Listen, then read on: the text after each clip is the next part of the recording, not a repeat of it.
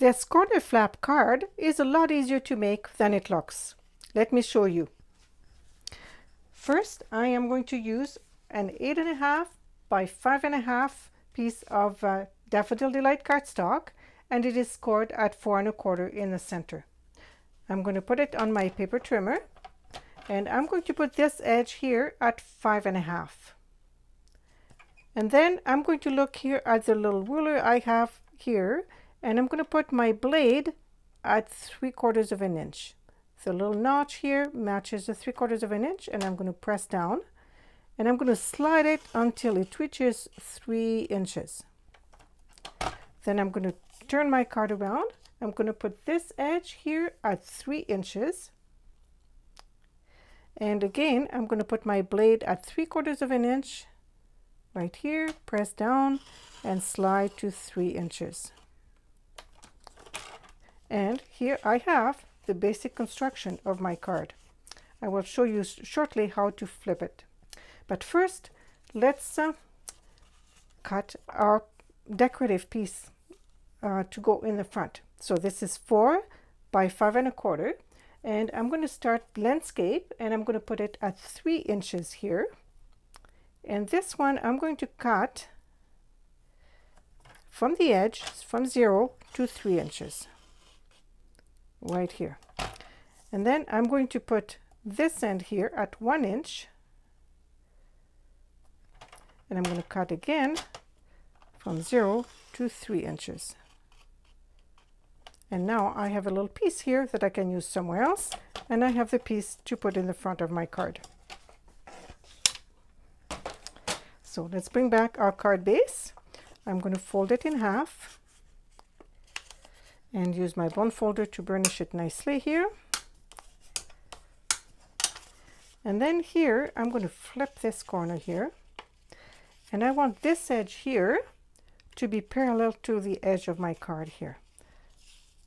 So I have a little bit of wiggle room to start with. Here we go. And then I'm going to use again my bond folder right here. Okay, so then I'm ready now to glue this part here. My pretty paper, I'm going to glue it like this.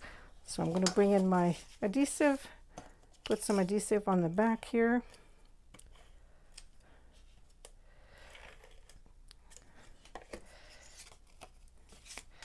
And then position it here. I have a little bit of margin on the edges, trying to make them all about equal. Here we go. Okay, and then this part here, see how that looks? Now, I have the little corners here. I'm just going to leave them like that. You can trim them if you want. Now, I need to attach this to my card front, but I don't want any glue here. So I'm going to put adhesive just on the edge here and on the edge here. All right, and that's going to keep my little square tucked. And then I have another piece of designer series paper that is again 4 by 5 1/4 to put it inside here. So I'm going to put adhesive on that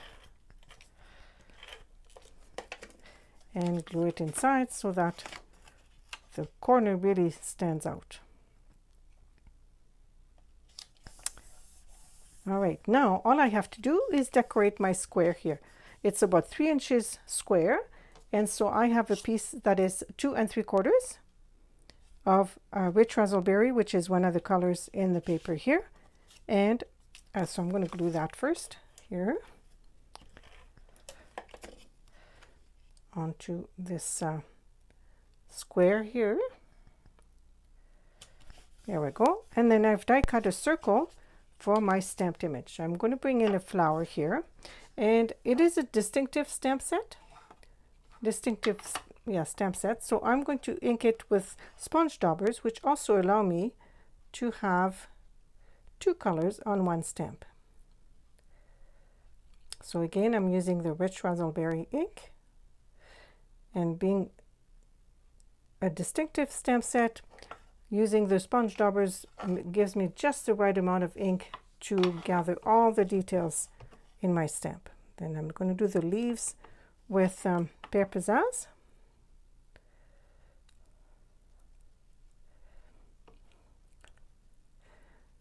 making sure it's a little tricky here at the when the two meet. I think we've got it here. Okay, I'm going to put these aside, and then I'm going to stamp my flower right here.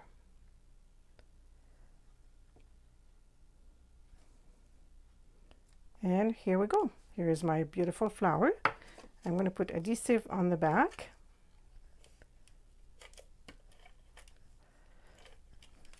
To add it to my card here. Here we go. And then all I have left to put on is a few iridescent rhinestones, just for a little bit of bling and extra interest. I like to put about 3. Seems to be a good number generally. There we go. And you have the corner flap card. Check the description for more details.